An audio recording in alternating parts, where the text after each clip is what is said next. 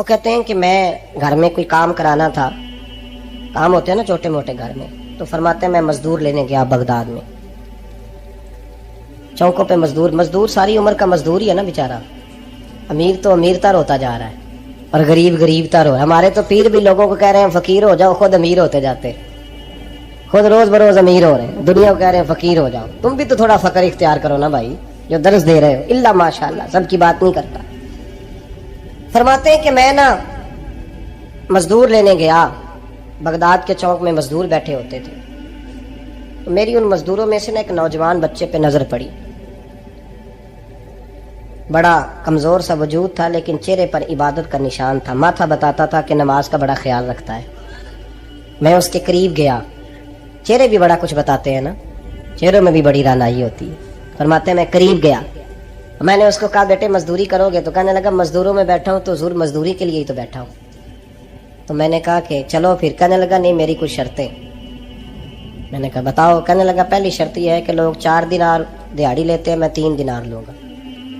میں نے کہا یار بھائی تو بڑی بہترین ہے، باقی بھی اس طرح کی رکھ لے۔ اس نے کہا حضور دوسری شرط یہ ہے کہ میں آپ کی مکمل بات مانوں گا لیکن جب اذان ہو جائے گی پھر آپ کی نہیں سنوں گا۔ تیسری بات اس نے یہ کی کہ حضور میں آپ کے گھر میں کام کروں گا پر آپ کے کسی سوال کا جواب نہیں دوں گا۔ کہتے ہیں میں نے کہا یار تو بڑا عجیب ہے، شرطیں تو مالکوں کی ہوتی ہیں۔ کہنے لگا جی بہرحال میں شرطیں لگا کے جاتا ہوں۔ فرماتے ہیں میں اسے گھر لے آیا، کام میں نے اس کو بتایا تو جو کام مزدور سارے دن میں کرتا ہے نا اس نے 2 گھنٹے میں کر دیا۔ ہمارے مزدور سگریٹ پینے میں بھی تو آدھا گھنٹہ لگاتے ہیں نا، وہ چائے پینے جائیں تو پونا گھنٹہ، وہاں ان کو بھی تو دیانتداری کرنی چاہیے کہ نہیں کرنی چاہیے؟ نے معاہدہ کیا ہے نا جی، تو پورا اترنا چاہیے نا۔ کہتے 2 گھنٹے میں، اب کام جب بندہ شروع کراتا ہے تو کام اور نکل آتا ہے۔ کہتے کام میں نے اس کو اور بتا دیا، وہ کرنے لگا۔ اس نے مٹی نکال کے رکھی تھی باہر رستے میں، تو اذان ہو گئی زور کی، اس نے وہیں کدال چھوڑی کئی اور چلنے لگا۔ تو میرا بیٹا کہنے لگا اس کو ذرا برابر کر دو۔ کہنے لگا چپ کر جا، تیرے باپ سے بات ہوئی تھی، جب اذان ہوتی ہے تو میں کسی اور کی نہیں سنتا، صرف اللہ رسول کی سنتا ہوں۔ کہتے مسجد چلا گیا، نماز پڑھ کے آیا تو دوپہر کا وقت تھا۔ میری بیوی کہنے لگی اس کو کھانا کھا لے۔ کہتے ہم نے کہا کھانا کھا لو، تو کہنے لگا میں نے روزہ رکھا ہوا، رمضان بھی نہیں تھا، نفلی روزہ رکھا ہوا۔ فرماتے ہیں شام ہوئی، میں نے 3 دینار دیے تو میں نے کہا تیرا نام کیا ہے؟ کہنے لگا میں نے آپ سے کہا تھا میں کسی سوال کا جواب نہیں دوں گا۔ تو وہ چلا گیا۔ اگلے دن میں پھر لینے گیا اسے، کام کچھ اور نکل آئے تو لوگوں نے بتایا وہ صرف ہفتے والے دن آتا ہے۔ میں نے کہا کیوں؟ کہنے لگا جی وہ کہتا ہے میرا ہفتے کا خرچہ 3 دینار ہے، جب 3 دینار کما لیتا ہوں تو باقی سارا ٹائم اللہ رسول کی ذکر میں گزار دیا کرتا ہوں۔ فرماتے ہیں جی اگلے ہفتے میں پھر لینے گیا، میں نے پورا ہفتہ انتظار کیا کہ کام اسی سے کرانا ہے۔ میں جب گیا تو میں نے کہا چلو، کہنے لگا میری شرطیں یاد ہے نا؟ اور میں نے کہا یاد ہے بھائی ساتھ چل۔ فرماتے ہیں کام کرایا، 2-3 ہفتے وہ آتا رہا۔ ایک ہفتے میں گیا تو لوگوں نے کہا حضور آج نہیں آیا، کیوں؟ کہنے لگے بیمار ہو گئے۔ کہاں گھر ہے؟ کہنے لگے بغداد کے قبرستان کے پیچھے جو کچی آبادی ہے اس میں رہتا ہے۔ فرماتے میں گیا، دروازے پہ دستک دی تو کہنے لگا حضور آپ ہیں؟ دروازہ کھولا ہے، آ جائیے۔ فرماتے میں اندر گیا تو میں نے کہا تمہیں کیسے پتا چلا میں آیا ہوں؟ کہنے لگا حضور اللہ والے ہو، آپ نہیں آنا تھا، ورنہ امیر تو غریبوں کا پتہ لینے کوئی نہیں آتے۔ کہتے میں قریب گیا تو کہنے لگا میں آپ کا انتظار کر رہا تھا، تیز بخار ہے، تپ رہا۔ جیب سے کچھ پیسے نکالے، کہنے لگا یہ پیسے رکھنے، ایک انگوٹھی نکالی۔ کہنے لگا حضور آج رات کو میرا انتقال ہو جائے گا، ان پیسوں کا کفن خرید کے صبح جنازہ پڑھ کے مجھے دفن کر دینا، اور جب دفن کرو تو یہ انگوٹھی لے کے عصر کے بعد ہارون رشید کے پاس جانا، آپ اسے کہنا میں نے ملنا ہے پر وہ آپ کو ٹائم نہیں دے گا، آپ اس کو آواز دیجیے گا کہ تیری ایک امانت ہے میرے پاس، پھر وہ آپ سے ملے گا تو انگوٹھی دے دیں، پھر آپ میری طرف سے فارغ ہیں۔ حضرت فرمانے لگے تیرا نام؟ اور کہنے لگا حضور وقت تھوڑا ہے، آج رات میں نے جانا ہے، بڑی لمبی معافی مانگنی ہے رب کریم سے، اگر مناسب سمجھے تو مجھے اپنے رب سے تنہائی کرنے دیں۔ فرماتے ہیں میں آ گیا اور اس کی باتوں نے مجھے ساری رات سونے نہیں دیا۔ فرماتے ہیں صبح بڑی مشکل سے سورج نکلا، میں گیا دروازے پہ ہاتھ رکھا تو دروازہ کھلا ہوا تھا، اندر داخل ہوا تو خوشبوئیں میرا استقبال کر رہی تھی، جب چہرے سے کپڑا ہٹایا तो उसका तो इंतकाल हो चुका, इंतकाल हो चुका। ऐसे जैसे किसी का दीदार करके सोया है। कहते मैं तो 2 आदमी ले गया था जनाजे पे, पर पता नहीं दुनिया किधर किधर से आई, कहां कहां से। अखां जदों मीटियां जमाना मैनू रोवेगा, अपना ते अपना बेगाना मैनू रोवेगा, अपना ते अपना। और मियाँ साहब ने कहा था बाद मरन दे मुखड़ा मेरा हो जावे जे ताजा, फिर समझ लेना महबूब मेरे ने आन पड़या जनाजा। और किसी उर्दू के शायर ने कहा था मेरे मरने पे हर सू शोर मच जाएगा देखोगे, अल्लाह मेरे मरने पे हर सू शोर मच जाएगा देखोगे, कहने अलविदा सरकार खुद तशरीफ लाएंगे। फरमाते हैं मैं तो 2 बंदे ले गया था, पर पता नहीं मखलूक कहाँ कहाँ से आई। जनाजा पड़ा, दफन किया। हारून रशीद के पास में असर के बाद गया, मैंने बुलाना चाहा पर बादशाह था, मेरी तरफ देखा ही नहीं। मैंने उसको कहा तेरी एक अमानत मेरे पास है। फरमाते हैं मुझे कोने पे ले गया, क्या बात है, कमरे में बुलाया, मैंने अंगूठी दी। हारून रशीद तो चीखे मारने लगा, कहने लगा अंगूठी वाला कहाँ है। मैंने कहा वो तो इंतकाल कर गया। कहने लगा मुझे कब्र पे ले चल। कहते मैं कब्र पे लाया तो वो लेट गया, तड़प के रोने लगा। मैंने कहा मेरा कलेजा फट जाएगा, ना उसने कुछ बताया ना तूने बताया, ये कौन था। तो हारून रशीद कहने लगा ये मेरा बेटा था। मैंने कहा तेरा बेटा और मजदूर। कहने लगा हुजूर ये हजरत दाऊद ताई के पास बैठा करता था, उनका मुरीद था, मुझे रोज कहता था अब्बा तूने बड़ी दुनिया इकट्ठी कर ली है, मरते वक्त तुझसे टांगे समेटी नहीं जाएंगी, इतना हिसाब नहीं तू दे सकेगा। मैं इसको समझा देता, इसकी अम्मा समझा देती। ये रोज हमें कहता छोड़ दो आ जाओ अल्लाह रसूल की बारगाह में झुक जाएं। हम समझ। एक दिन ये चला गया, कहने लगा फिर तुम्हारा रास्ता और है और मेरा रास्ता और है। ये सोने की अंगूठी गलती से इसके पास रह गई, गलती से हीरे की अंगूठी चली गई। कहने लगा देखो मेरे बेटे ने आज वो भी वापस कर दी है। फिर तड़प के कहने लगा हारून रशीद था तो ये मेरा बेटा, पर मेरा मुर्शद निकला, मेरा पीर निकला। भाई जिंदगी तो बड़ी थोड़ी है ना। बाबा साहब ने कहा था उठ फरीदा सुत्या, और दाढ़ी आ गया पूर, अग्गा नेड़े आ गया, पिछा रह गया दूर।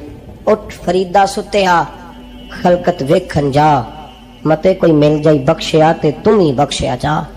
उठ फरीदा सुत्या झाड़ू दे मसीत, तू सुते रब जागदा, तेरी डाडे नाल परीत। मेरा रब हमें भी अपनी बारगाह में कबूल फरमाए। हजरत हबीब अजमी एक बुजुर्ग थे, उनके पास एक शख्स अक्सर आता था, बड़ा मालदार था, एक ही बेटी थी, वो भी टांगों से माजूर थी। तो आप अक्सर उसको कहते हैं कि तू तौबा कर, अल्लाह की बारगाह में रुजू कर। एक वक्त ऐसा आता है कि फिर इंसान का जब कोई अपना नहीं रहता फिर उसे मुसल्ला याद आता है, लेकिन अगर मुसल्ले की आदत बचपन से पड़ जाए ना तो फिर जरा आसान होता है अल्लाह से दिल लगाना। वो अक्सर आप उसको कहते हैं कि ठीक हो जाए, कि तो बेटी है वो भी बेचारी माजूर है, तो कहाँ दौलत ले जाएगी। आज करता हूँ, हम तारीखें देते रहते हैं ना अल्लाह ताला को, माज अल्लाह के रमजान से मैंने नेक हो जाना है, उम्रा करके आऊंगा तो फिर मैं पक्का नमाजी हूँ। खुदा के बंदो, किसने तुझे बताया कि रमजान तक तू जिंदा रहेगा? किसने खबर की कि उम्रा करने तक तू बचेगा? हजरत हबीब अजमी उसको कहते तो कहता बड़ी जल्दी ठीक हो जाऊंगा। एक दिन सवेरे सवेरे तौबा करने आ गया। आपने फरमाया क्या हुआ? तो कहने लगा हजरत जी कल एक 15 साल का नौजवान मिला है और मुझे तौबा करा गया। मजा ही इस उम्र में अल्लाह अल्लाह करने का। नबी करीम से मोहब्बत भी करनी हो तो यही उम्र है। इश्क लगा सी खेडा खेड दी नूं ते फिर मैनू खेडा भुल गईयां। कज्जल पाया सी मैं यार दे वेखणे नूं, फिर ओदी याद च रोंदियां ही डुल गईयां। हैदर शाह इस गली कदे न रुलदी, पर हुण ते रुलदी रुल गईयां। जिन लोगों ने अबू जाल को कत्ल किया था उनकी उम्र में 15 साल थी। हम तो बड़े नहीं ना होते सारी जिंदगी, ना हमें को बड़ा होने देता है, हम बड़े नहीं होते। यही तो उम्र है कुछ कर गुजरने। 15 साल का नौजवान तौबा करा गया। तो हजरत हबीब अजमी कहने लगे वो कैसे? कहने लगा हजरत जी मैं कल मंडी गया था, मुझे कुछ सामान खरीदना था, तो बगदाद के बाजार से मैंने मछली खरीद ली 10 किलो, बाकी भी सामान तब खुद ले जा नहीं सकता था। तो मजदूर आपको पता है बेचारे आज भी सड़कों पे बैठे, तो मजदूर बैठे थे, तो उनमें एक नौजवान 14-15 साल का, चेहरे पे बड़ी रोशनी। मैंने उसको कहा बेटे मजदूरी करोगे? कहने लगा हुजूर मजदूरी भी करता हूँ, पढ़ाई भी करता हूँ, और जो अल्लाह को मंजूर हो उसकी इबादत भी करता हूँ। मैंने उसे कहा कि ये मेरा सामान है फलां जगह पहुंचाना, क्या लोगे? कहने लगा 3 दिनार मजदूरी। सौदा तय हो गया, उसने सामान उठा लिया। कहते हैं रस्ते में जोहर का वक्त हो गया। कहने लगा चचा अगर इजाजत दो तो नमाज पढ़ लूं। 15 साल का जवान। کہتے میں رکھ کے نا وہاں سامان تو پھٹے پہ بیٹھ گیا، وہ نماز پڑھنے چلا گیا، باقی لوگ دیر سے آئے، وہ بچہ جلدی آ گیا۔ میں نے کہا بیٹے آپ جلدی آ گئے؟ کہنے لگے نفل چھوڑ دیے، اب یہی نہ سمجھ لیں کہ کام چور ہے، میں بعد میں پڑھ لوں گا۔ کہتے ہیں وہ دوپہر کا وقت، رمضان بھی نہیں تھا، میں اس بچے کو نوجوان گھر لے گیا اور میں نے اپنی بیوی سے کہا کہ بڑا نیک ہے، نمازی ہے، اور راستے میں یہ بھی ہوا ہے کہ میں نے اسے ایک دفعہ کہا ہے کہ یہ مجھے تھوڑی دیر کے لیے دے دو، گرمی بڑی ہے، تمہیں پسینہ آ رہا ہے، میں اٹھا لیتا ہوں۔ کہنے لگا نہیں چچا میں رزق حلال کھاتا ہوں، اگر آپ اٹھائیں گے تو میں 3 دینار مزدوری پوری نہیں لوں گا، پھر پیسے کم کروں گا، میں نے طے کیا ہے کہ اٹھاؤں گا۔ تو کہتے ہیں میں نے اپنی بیوی کو بتایا تو بڑی متاثر ہوئی، کہنے لگی دوپہر کا کھانا پک گیا، اسے کو روٹی کھا لے، رمضان بھی نہیں تھا۔ کہتے میں باہر نکلا، اس کو 3 دینار تھمائے، تو میں نے کہا بیٹے ایک بات میری مانو گے؟ کہنے لگا بتائیے۔ میں نے کہا کھانا پکائے کھا لو۔ کہنے لگا میں معافی چاہتا ہوں، میں نے روزہ رکھا ہوا ہے۔ حضور نے حکم دیا، حکم نبی کریم نے حکم دیا، بخاری مسلم کی حدیث ہے، فرمایا نوجوانوں اگر تمہارے پاس طاقت ہے تو نکاح کر لو ورنہ روزے رکھو۔ حکم دیا، یا نکاح اور یا روزے، یہ سرکار کا حکم ہے۔ بھائی نفلی روزہ نفس کی قوتوں کو کچلتا ہے، انسان میں نورانیت اور روحانیت لاتا ہے۔ کہتے وہ کہنے لگا میں نے روزہ رکھا ہے، میں اور متاثر ہو گیا۔ میں نے کہا اب کیا کرو گے، کہیں اور جانا ہے؟ کہنے لگا نہیں، میں جس دن 3 دینار کما لیتا ہوں پھر میں مزید لالچ نہیں کرتا، باقی وقت یا قرآن مجید پڑھتا رہتا ہوں یا نبی پاک پہ درود شریف پڑھتا رہتا ہوں۔ اب بتائیں تو میں نے کہا کہ افطار میرے ساتھ کر لو۔ کہتے ہیں میں اسے مسجد چھوڑایا اور خود میں لوٹ آیا، افطار کے بعد میں اسے لایا، کھانا کھلایا، عشاء پڑھی، اس کا گھر دور تھا، میں نے ڈرائنگ روم کھول دیا، بیٹھک کھول دی، وہیں وہ سو گیا۔ میری 20 سال کی معذور بچی کبھی چل نہیں سکتی تھی، کوئی طبیب کوئی حکیم میں نے چھوڑا نہیں تھا اس کو دکھایا نہ ہو، ایک ہی بیٹی وہ بھی معذور پیدائشی۔ اس کے کمرے میں گئے، میاں بیوی اسے کھانا کھلا اور بتایا بیٹے ایک نوجوان ہے بڑا نیک ہے ہمارے گھر میں آج، بڑا پرہیزگار۔ پتہ حضور نے کیا فرمایا؟ نبی کریم فرماتے ہیں جب نوجوان اٹھ کے تہجد پڑھتا ہے نا نوجوان، تو اللہ فرشتوں کے سامنے اس نوجوان پر فخر فرماتا ہے، اللہ فخر کرتا ہے کہ عمر دیکھو دیکھو یہ میری بارگاہ، اللہ فخر کرتا ہے، اللہ یعنی خدا خود میرے مجلس بود، اللہ فخر کرتا ہے۔ اب سوچے تو ہم نے اپنی بیٹی کو بتایا کہ نوجوان اور بڑا نیک ہے، تو کہتے ہیں وہ کھانا کھلا کے ہم واپس آ گئے، آدھی رات کا وقت ہوا تو دروازے پہ دستک ہوئی، بچی اپنے کمرے میں سو رہی تھی، ہم اپنے کمرے میں، وہ بیٹھک میں، گھبرا کے اٹھے کہ اس وقت کون ہے دروازے پہ؟ تو بیٹی کہنے لگی ابا دروازہ تو کھولنا۔ کہتے ہیں دروازہ کھولا تو 20 سال ہو گئے تھے بیٹی کو، کبھی اس نے چل کے نہیں دکھایا تھا، کبھی دوڑ کے ادھر جاتی کبھی ادھر آتی، کہتی الحمدللہ اللہ نے میری ٹانگیں ٹھیک کر دی۔ ہم دونوں رونے لگے، اے اللہ تو کتنا کریم ہے، کیسے ہوا بیٹے سارا کچھ؟ بیٹی کہنے لگی ابا آپ نے کہا تھا نا کہ نیک نوجوان آیا ہے، تو میرے دل میں خیال آیا اللہ اگر واقعی نیک ہے تو اس کے صدقے مجھے شفا ہی دے دے۔ یا ایھا الذین آمنوا اتقوا اللہ وابتغوا الیہ الوسیلہ۔ تو کہنے لگی ابھی میری دعا بھی پوری نہیں ہوئی تو رب کریم نے فضل کیا ہے اور مجھے شفا عطا کر دی۔ کہتے ہم دوڑ کے اس کے کمرے میں گئے اور جب ہم نے ہاتھ رکھا تو دروازہ پہلے سے کھلا تھا، ایک خط چھوڑ گیا تھا، آج کل کے پیر کی کرامت ہوتی تو فیس بک پہ دے دیتا، باقیوں کو بھی ذرا پتہ چلے۔ کہتے ہیں وہ خط چھوڑ گیا اپنے بستر پہ کہ اگر تم لوگوں کو مجھ سے محبت ہو گئی ہے تو میرے پیچھے نہ دوڑنا، اس رب کی بارگاہ میں جھکنا جس رب نے میرے اوپر بھی فضل فرمایا ہے اور آپ پر بھی کرم فرمایا۔ میرے نوجوان دوستو، یہ جو بچپنا ہمیں لوگ کہتے ہیں نا ابھی بچے ہو، ابھی جب آپ بالغ ہو گئے تو نماز فرض ہو گئی، سچ بولنا ضروری ہو گیا، رزق حلال کھانا ضروری ہو گیا۔ حضرت ابو ذر غفاری رضی اللہ تعالیٰ عنہ فرماتے ہیں میں اپنے ماتحتوں کے حق میں بڑا سخت تھا، سخت کی میری طبیعت، میرے غلاموں کی جرت ہی نہیں تھی کہ وہ میرے سامنے گفتگو کر سکیں اور ٹھہر بھی سکیں۔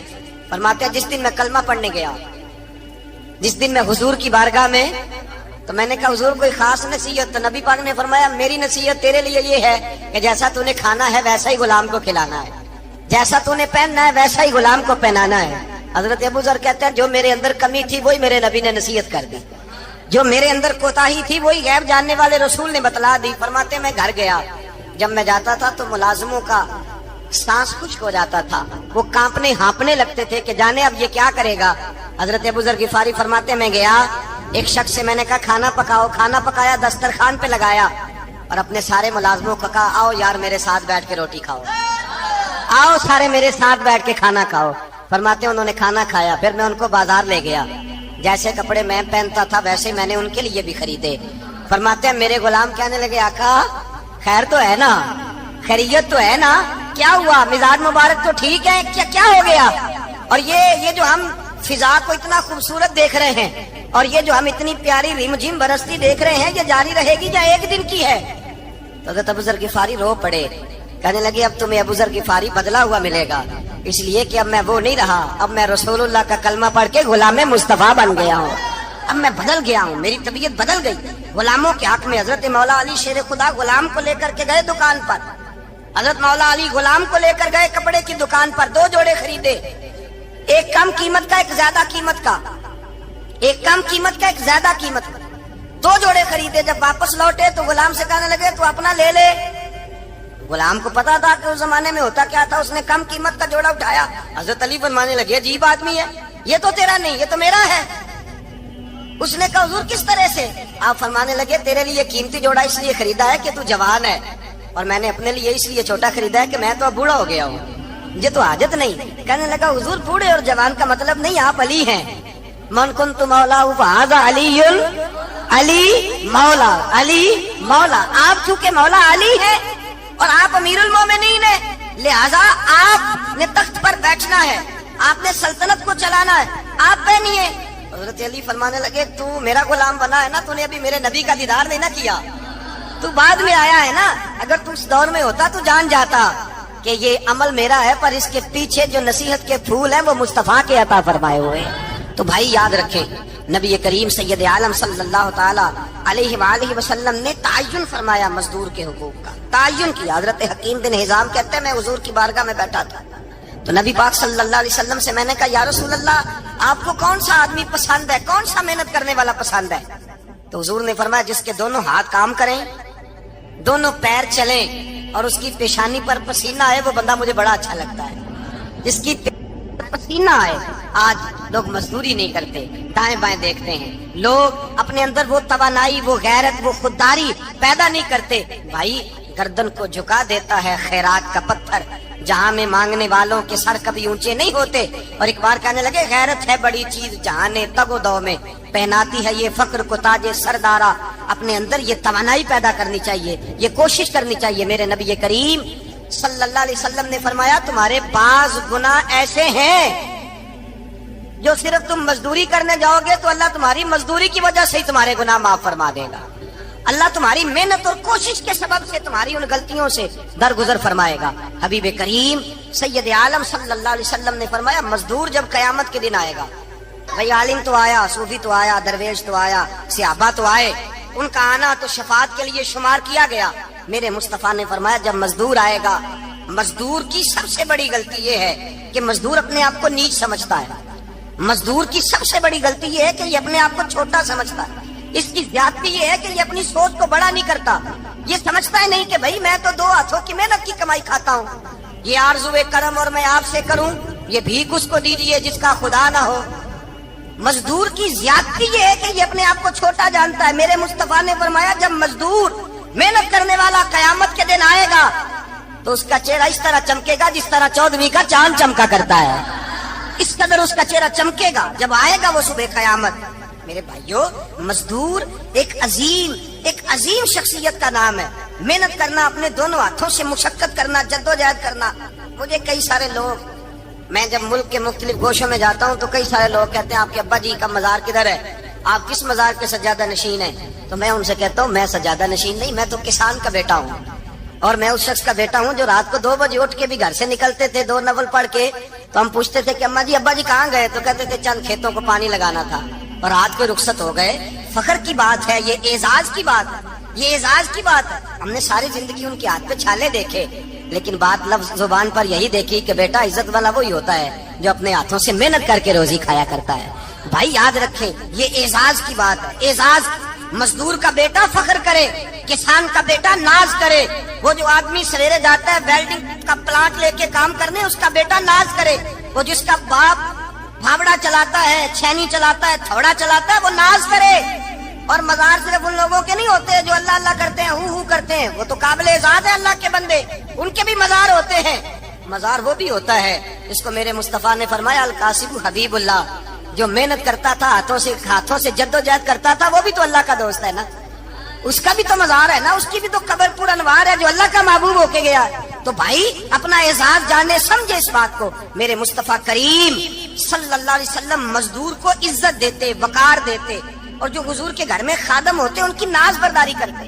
ہمارے گھر میں جو بی بی برتن دھوتی ہے وہ ہمارے ساتھ بیٹھ کے روٹی نہیں کھا سکتی, اس کو یہ اجازت نہیں ہوتی. ہمارا جو مزدور ہوتا ہے نا, ایک صاحب کہنے لگے یہ بچہ میرے پاس کام کرتا ہے, اس کے ابا جی بھی کرتے تھے. تو میں نے کہا اس کا مطلب یہ ہے کہ تم نے آگے نہیں بڑھنے دیا, تم نے کہا مزدور ہی رہنا ساری زندگی, یہی رہنا میرے پاس, آگے نہ بڑھنا. میرے مصطفیٰ کریم سید عالم صلی اللہ علیہ وسلم کے پاس جو لوگ کام کرتے تھے, محنت کرتے تھے, مشقت کرتے تھے. ہمارا ملازم ڈرتا ہے, کامتا ہے, وہ بات کرتا ہے تو صاحب جی کہتے کہتے زبان تھکتی ہے, 100 دفعہ موڈ کو دیکھتا ہے, گالیاں کھاتا ہے بیچارہ, اس کی عزت نفس کو اچھالا جاتا ہے, اس کو رسوا کیا جاتا ہے, اور وہ بیچارہ رات کو رضائی میں منہ دے کے روتا ہے کہ یار میرے نصیب صرف اس لیے کمزور ہے کہ میں غریب کے گھر میں پیدا ہوا ہوں. ہم احساس نہیں کرتے, اور مزدور کو کبھی موقع مل جائے جان چھوٹنے کا تو بھاگ جاتا ہے. ہمارا کردار اور اخلاق ایسا نہیں ہوتا. حضرت زید بن حارثہ رسول اللہ کے غلام تھے, نبی پاک کے گھر میں جھاڑو دیتے تھے, برتن مانجتے. یہ بچپن میں اپنے قبیلے سے گم ہو گئے تھے, کسی نے اغوا کر کے لا کر کے بیچ دیا تھا, گم ہو گئے تھے. حضور کی بارگاہ عالی مرتبت میں لائے گئے.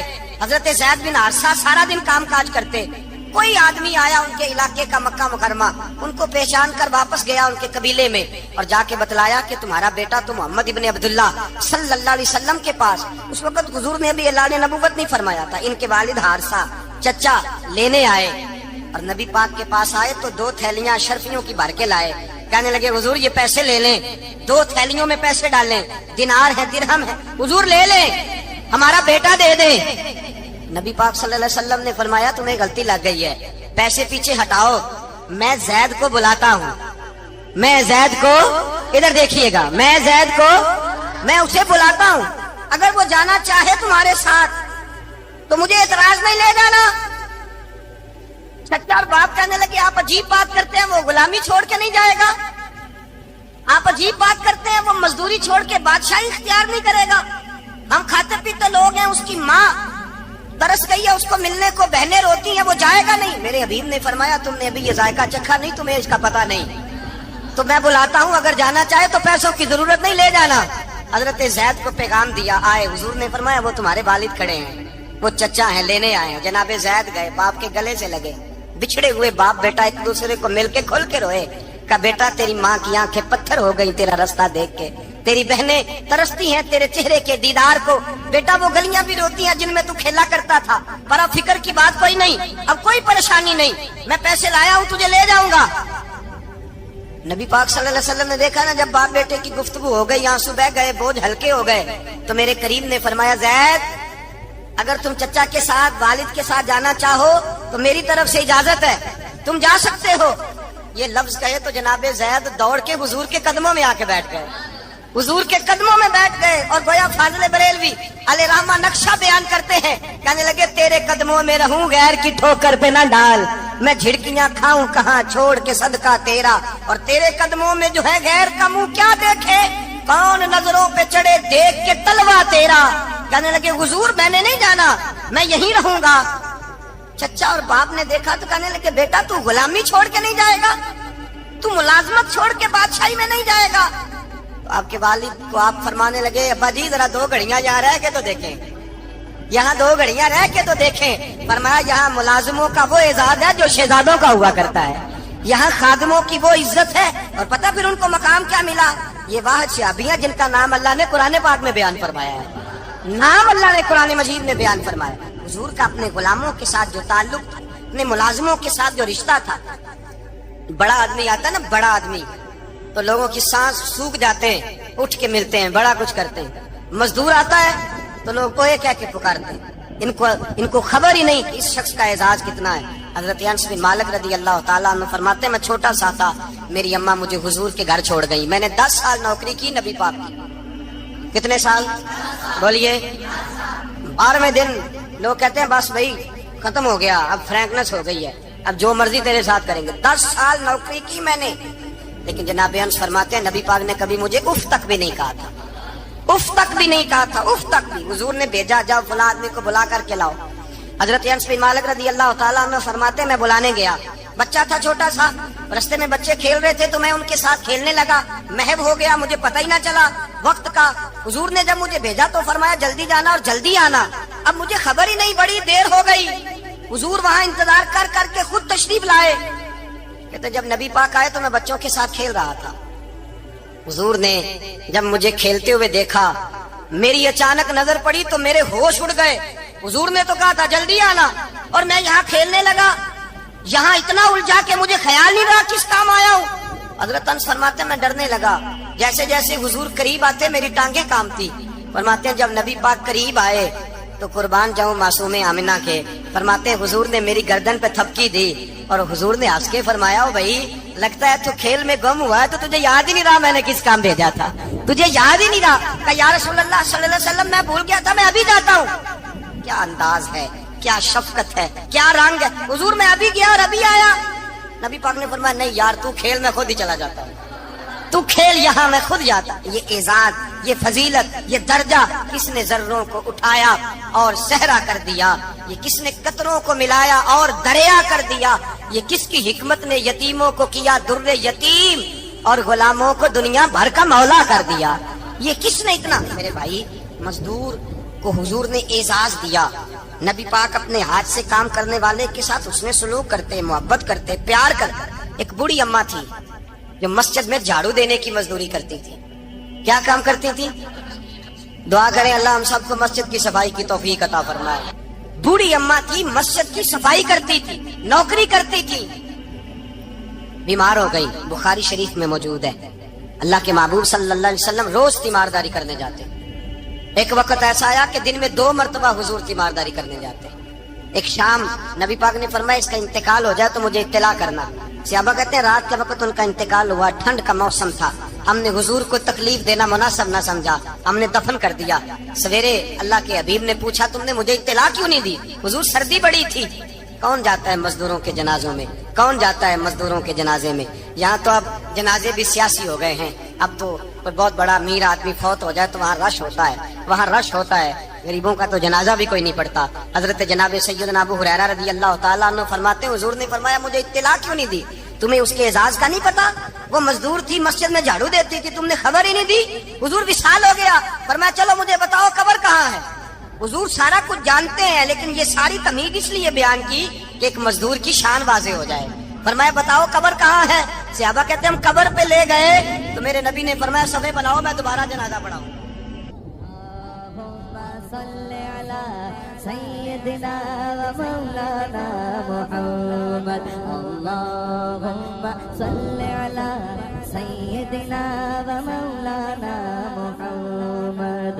اللہ کے شیر ہے در کرار پر درود، اللہ کے شیر ہے در کرار پر درود، اللہ کے شیر ہے در کرار پر درود، حضرت حسن حسین کے کردار پر درود۔ اللہم صلی علی سیدنا و مولانا محمد وعلی سیدنا علی و سیدتنا فاطمہ و سیدتنا زینب و سیدنا حسن و سیدنا حسین وعلی آلہ و صحبہ و بارک وسلم۔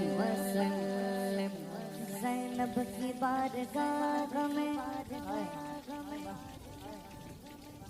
زینب کی بارگاہ میں، زینب کی بارگاہ میں، زینب کی بارگاہ میں سلام نیاز ہے، زینب کی بارگاہ میں سلام نیاز ہے، جو مرتضیٰ کی لاڈلی زہرا کا ناز ہے۔ اللہم صلی علی سیدنا و مولانا محمد وعلی سیدنا علی و سیدتنا فاطمہ و سیدتنا زینب و سیدنا حسن و سیدنا حسین.